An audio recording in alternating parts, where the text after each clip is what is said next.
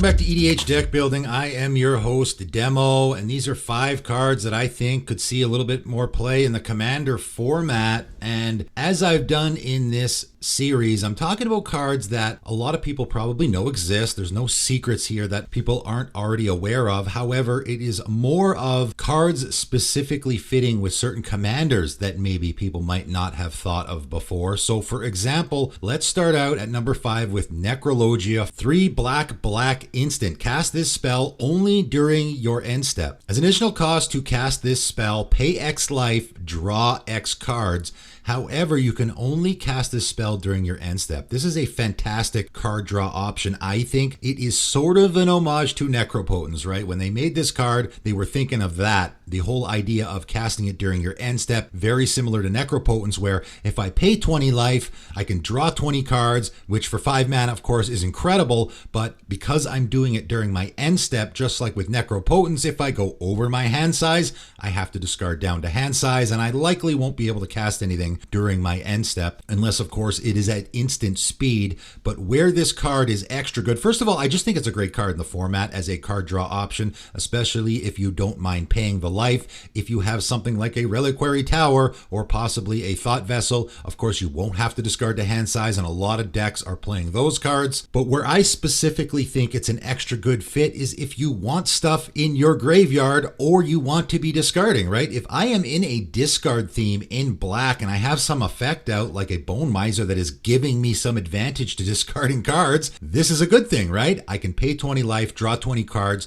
discard 13 cards down to hand size, and then I'm going to be getting 13 discard triggers off of my Bone Miser, or maybe I have Feast of Sanity in play and I can throw a bunch of damage around. Or if I'm in a graveyard deck, it's really good because of course I'm discarding down to hand size, so I'm putting stuff in my graveyard that I actually want there. If I want to chuck a bunch of big creatures into my graveyard that I can then reanimate later, this is a great way to do so. I'm drawing a bunch of cards, I'm filling my hand, and I'm looking at the ones that I want in my graveyard and I'm putting them there. A lot of people will use self-mill in a graveyard strategy just to fill up their graveyard with stuff so they can get it back later. But a lot of the stuff you're chucking in your graveyard you maybe don't want there. For me, this is a much better option where I get to choose the stuff that is going in my graveyard. If I draw a Demonic Tutor, I probably don't want that in my graveyard. I'm going to leave that in my hand and I'm going to discard the stuff in my graveyard that I actually want there. So this really is a great option for decks like that, I think. Next up, we have Tellurian Kraken, 4 blue, Kraken 4/6. Whenever you draw a card, you may pay 1. If you do, you may tap or untap target creature. And this is I guess kind of an expensive card. It's 6 mana, but this can be a really, really powerful effect if you have a commander that has any sort of a draw effect and also is tapping, right? I'm actually surprised that people don't auto include this in decks like that. It's currently only in about 3,700 decks on EDH Rec. That's not really many at all. And I think there's just a lot of commanders where it is an absolutely fantastic fit. Let's look at Alundo the Seer, for example, from Baldur's Gate. There is a commander that has a tap ability and also is drawing a card, right? It's doing a bunch of other stuff. You're going to exile a card from your hand and so forth. But when you activate your commander's ability, you're going to tap it, draw a card. That will trigger your Tellurian Kraken, and you can just pay 1, untap your commander, and do it again, right? If I have a commander that has a tap ability, I am certainly going to want to be putting untappers in the deck so that I can use that ability more than once. And if that ability you're using has a draw effect on it, of course, now Tellurian Kraken is just 1 mana to do it again. And if I got 1 more mana, I can do it again and again and again. If I got 10 mana in play, I can now activate my Alundo the Seer 10 times in a single turn. That seems pretty good, right? Obviously, a commander like Arcanus the Omnipotent is also going to be an auto include here, I think, because of course that's tapping to draw 3 cards. So that's going to trigger your Tellurian Kraken 3 times, untap it, do it again. There's quite a few commanders in the format that are tapping and giving you a draw effect, which will allow you to untap them and use them again because of your Tellurian Kraken. So I think this is a card that probably should be in a lot more decks than it is. Coming in at number 3, Evolving Door. 2 and a green, artifact. Pay 1 and tap. Sacrifice a creature. Count the colors of the sacrificed creature. Then search your library for a creature card that's exactly that many colors, plus 1. Exile that card, then shuffle. You may cast the exiled card. Activate only as a sorcery. So I was really high on this card when it came out in New Capenna. I actually put it in a couple of decks, and I found it's kind of difficult to use because what it's doing, even though it seems sort of like a birthing pod-ish, it's actually not. The big reason is because you actually have to cast the creature that you're going to get, unlike birthing pod where you put it directly into play.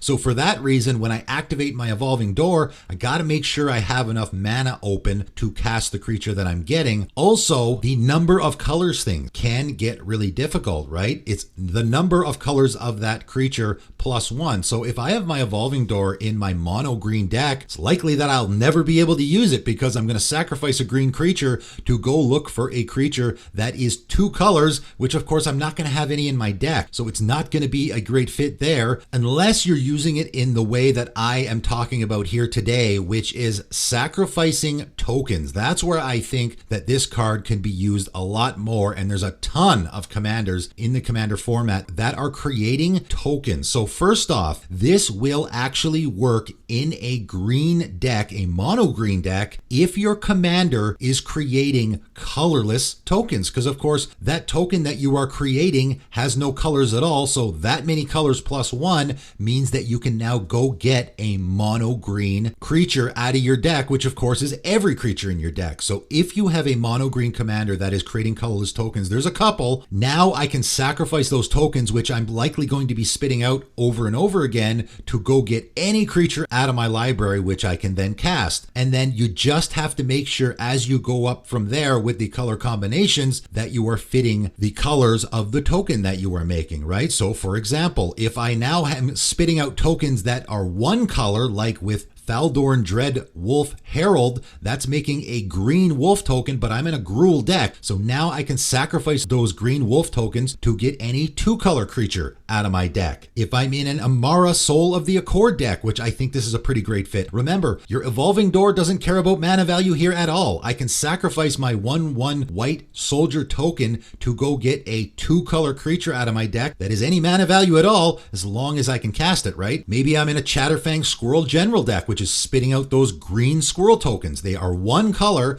but I'm in a 2-color deck, so I can sacrifice those squirrel tokens over and over again, which I will likely be spitting out like crazy, and go get 2-color creatures from my deck that I can then cast. So I think people might want to look at Evolving Door as a nice include to any commander that is creating tokens, again, as long as it fits the color scheme, right? You want a 1-color commander that is making colorless tokens, or you want a 2 or more color commander that is spitting out probably 1-color tokens so that you can go get a 2-color creature out of your library. I think this can fit in a lot more decks than it is currently in, and it's not really in many at all. Only currently 500 decks on EDH Rec. That's essentially nothing. I think a lot of it plays into the fact that this is a little bit of a confusing card and sometimes can be tough to use, but give it a shot in one of your token creation decks and you might find it works great for you. Speaking of token creation, moving on to number 2, Precursor Golem. 5 mana, artifact creature golem, 3/3. When Precursor Golem enters the battlefield, create 2 3/3 colorless golem artifact creature tokens. That's pretty fantastic value. However, whenever a player casts an instant or sorcery spell that targets only a single golem, that player copies that spell for each other golem that spell could target. Each copy targets a different one of those golems. So that's supposed to be a downside, right? The 5 mana, I get 3 3/3 creatures is a really great value, especially because your creature has an ETB. Maybe you could even put this in a blink deck because you can blink it over and over again, creating more tokens. It's a good fit there. It's supposed to be a downside though, that this copies abilities, because of course someone can just cast a Swords to Plowshares on your Precursor Golem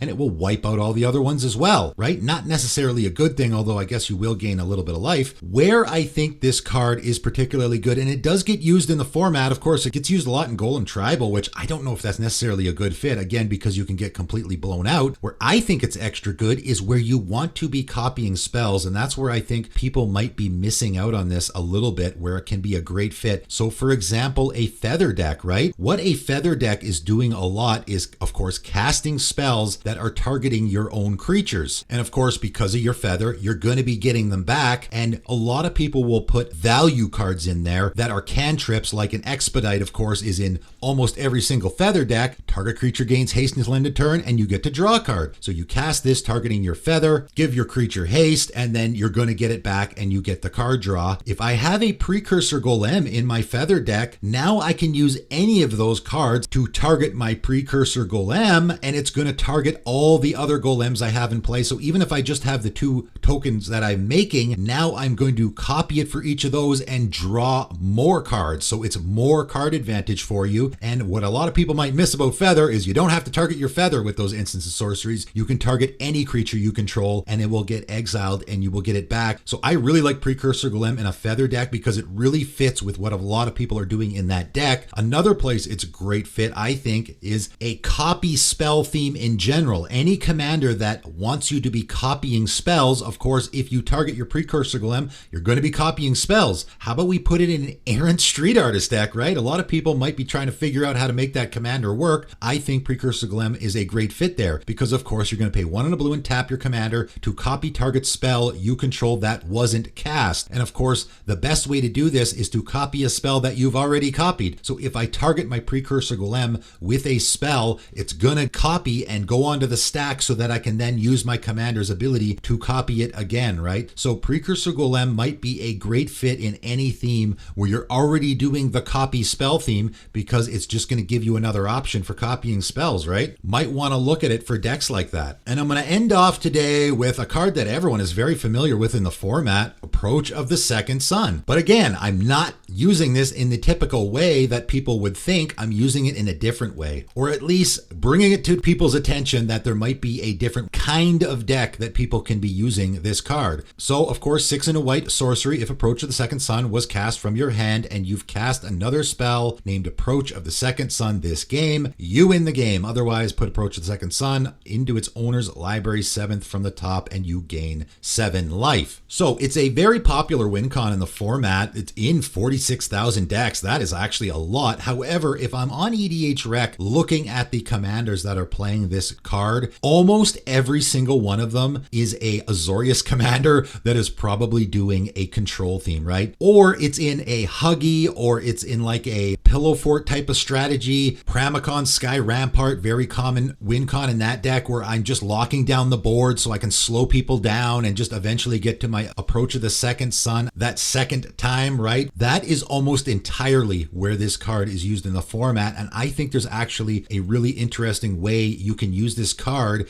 in a deck that you normally wouldn't think to put it in at all. And the reason why is because of that last part where it says put it into owner's library 7th from the top. A lot of people will play this in control decks or lockdown decks because you can just control the board or lock down the board until you draw into it and then be able to cast it again. But if you're digging into your library really deep, you can get to it a lot faster, and there's a lot of decks where you might want to think to put this in there that you normally wouldn't. So for example, let's look at Firja, Judge of Valor. Whenever you cast your second spell each turn, look at the top 3 cards of your library, put one of them in your hand and the rest in your graveyard. That is a commander that is digging into your library. It's digging 3 deep every time you cast your second spell, so it is a lot easier to get to your Approach to the Second Sun. All you have to do is use your commander's ability twice and you will likely be getting down to it after it's been put 7th from the top, right? How about Ellen Harbury's Busybody? There's a commander that you probably would never think to put this card, but I think it's a great win con if you're using it. You're going to be creating a bunch of tokens, and of course you're tapping your commander to look at the top X cards of your library, where X is the number of tokens you created, and putting one of those cards in your hand. So if I've cast my Approach to the Second Sun,